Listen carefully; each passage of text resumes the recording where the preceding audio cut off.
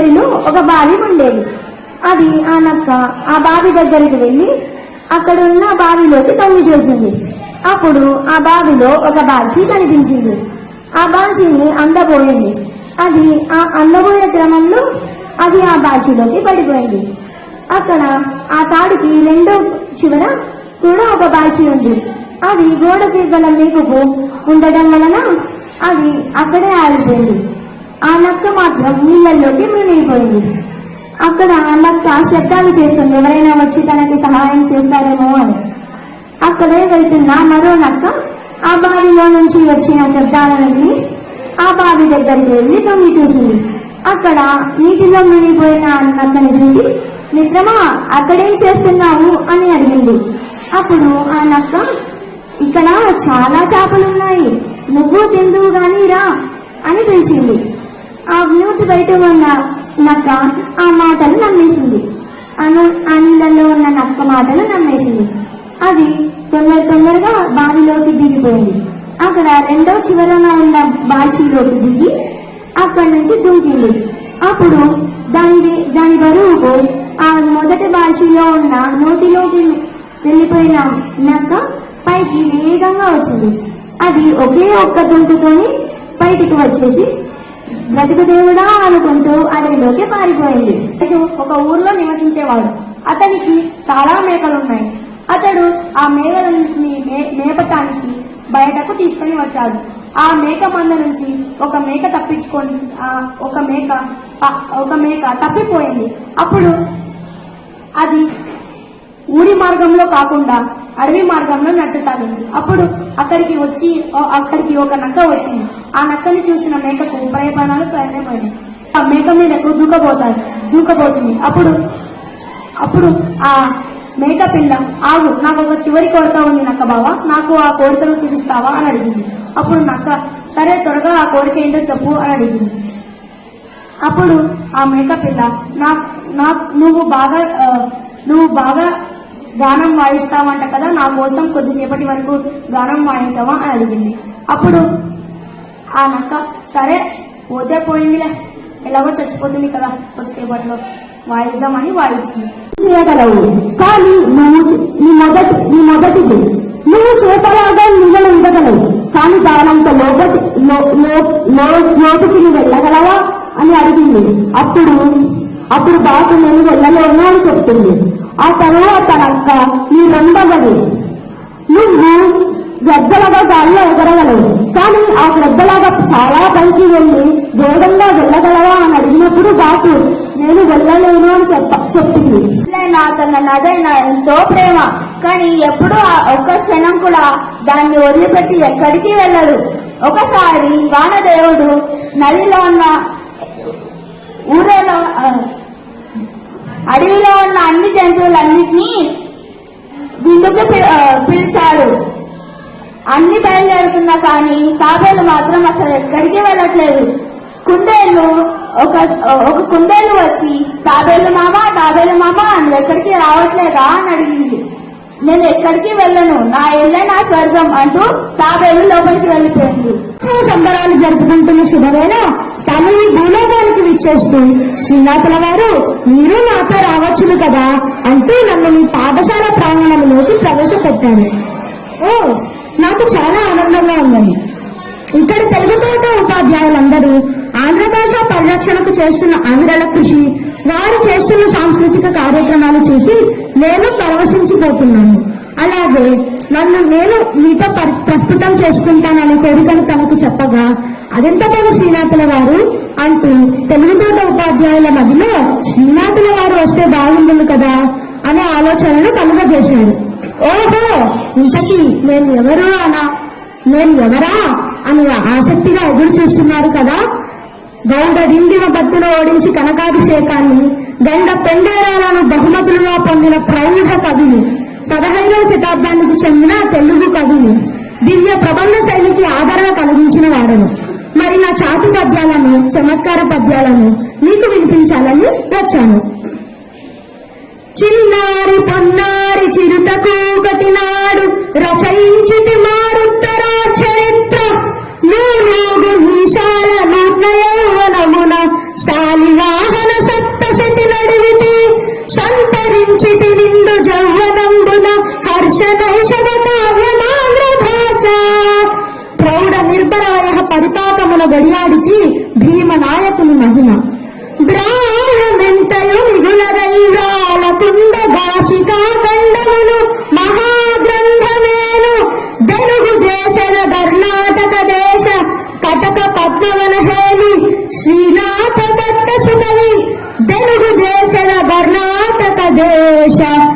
శత పద్మవనహేళి శ్రీ శ్రీనాథ దత్త సుకవి. నా కవిత్వ మహత్వాన్ని గురించి కృతికర్తల నోట పలికించుకున్న గొప్ప కవిని నేను. ఓ నా చాటు పద్యాన్ని వింటారా? నేను చాటు పద్యాల చమత్కారిని.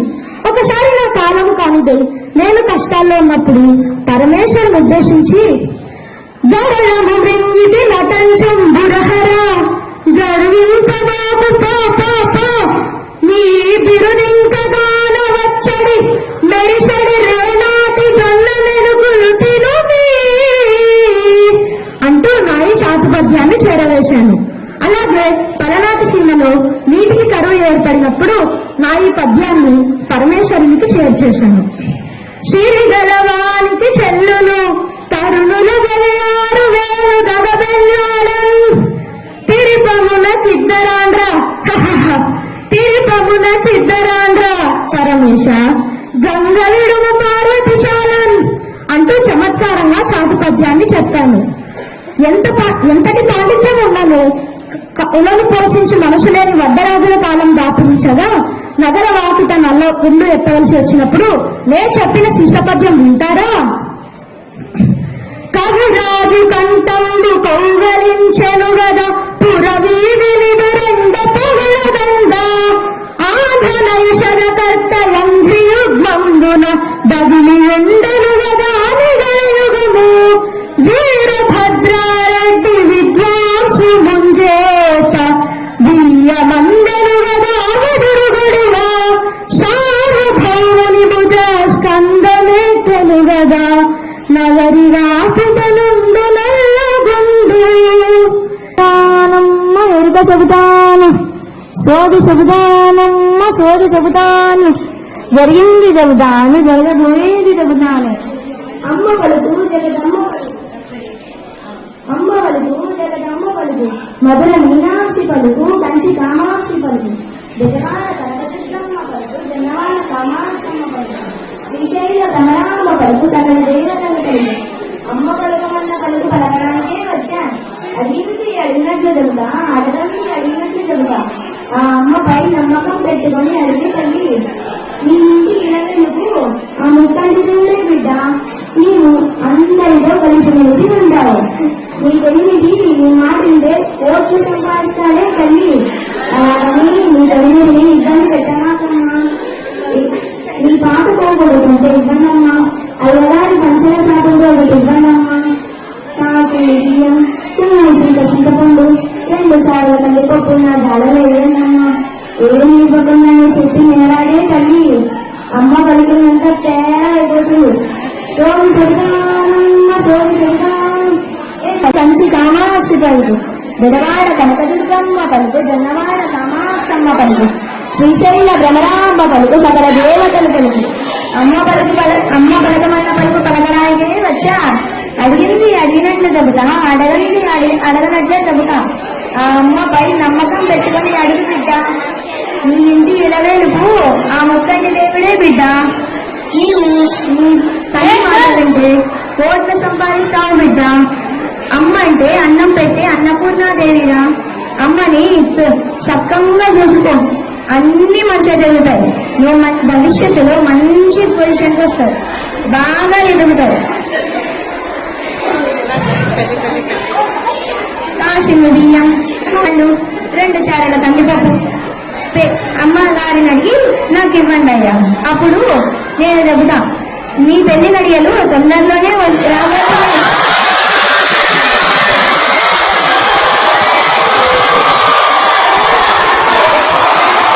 సోది చెబుతానమ్మా సోది చెబుతాను జరిగింది చెబుతాను జరగబోయేది చెబుతాను. అమ్మ పలుకమన్న పలుకు పలకడానికే వచ్చా. మధుర మీనాక్షి పలుకు కంచి కామాక్షి పలుకు బెజవాడ కనకదుర్గమ్మ పలుకు జొన్నవాడ కామాక్షమ్మ పలుకు శ్రీశైల భ్రమరాంబ పలుకు సకల దేవతలు పలుకు. అమ్మ పలకమన్న పలుకు పలకడానికే వచ్చా. అడిగింది అడిగినట్లు చెబుతా అడగంది అడిగినట్లే చెబుతా. బిడ్డ నీకేమన్నా కోరికలున్నాయా?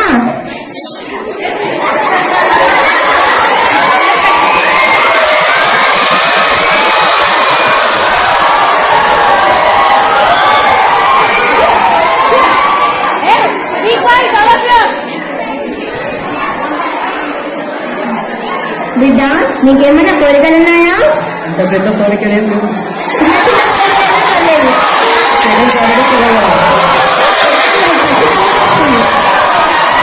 పెళ్ళైన వాళ్ళకి ఎవరు సాధ్యం కాదు.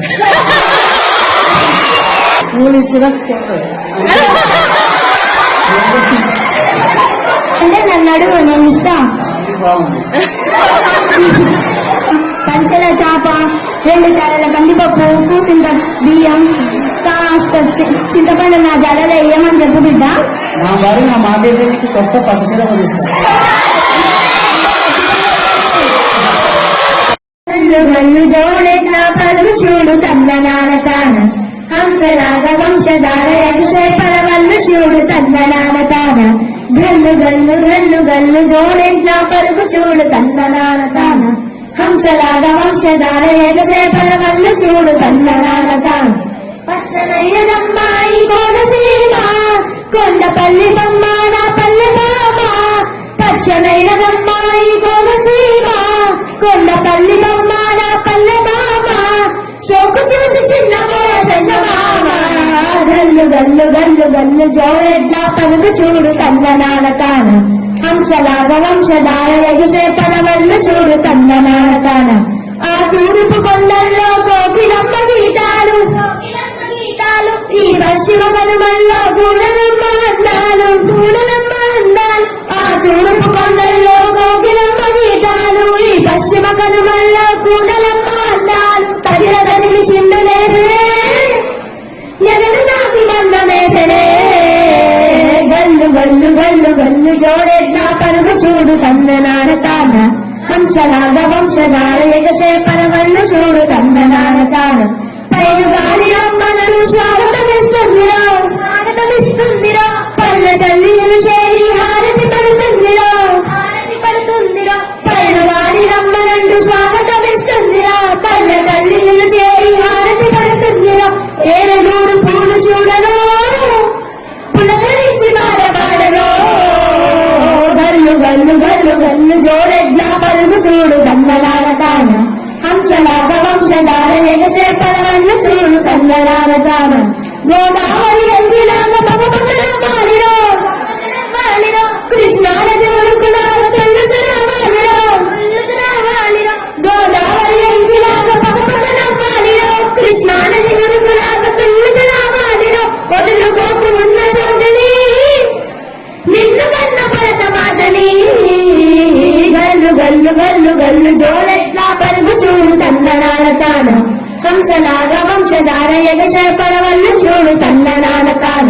ప్రజలమ్మాయి కోనసీమ, కొండపల్లి బొమ్మ నా పల్లె మామ. పచ్చనైనదమ్మాయి కోనసీమ, కొండపల్లి బొమ్మ నా పల్లె మామ. చొక్కు చూసి చిన్నబోయ సన్న మామ. గల్లు గల్లు గల్లు గల్లు జోడెట్లా పరుగు చూడు తన్న నానతాన, హంసలాగా వంశధార ఎగసే పరవళ్ళు చూడు తన్న నానతాన. ఇబ్బందులు, దాచుకోవడాలు, దోచుకోవడాలు ఇవన్నీ జరుగుతూ ఉంటాయి కదా. అవన్నీ కూడా భగవంతుడిని మెప్పించలేవు. కాబట్టి దేన్ని పట్టుకోవాలో దాన్ని పట్టుకోండిరా అని పద్య రూపంలో మనకి శేషప్ప కవి గారు నరసింహ శతకంలో అందించారు. అవునా? అన్నీ నేనే చేస్తాము అని అంటూ ఉంటాం కదా చాలా సార్లు. అన్నింటిలో నేనే అంటూ ఉంటారు.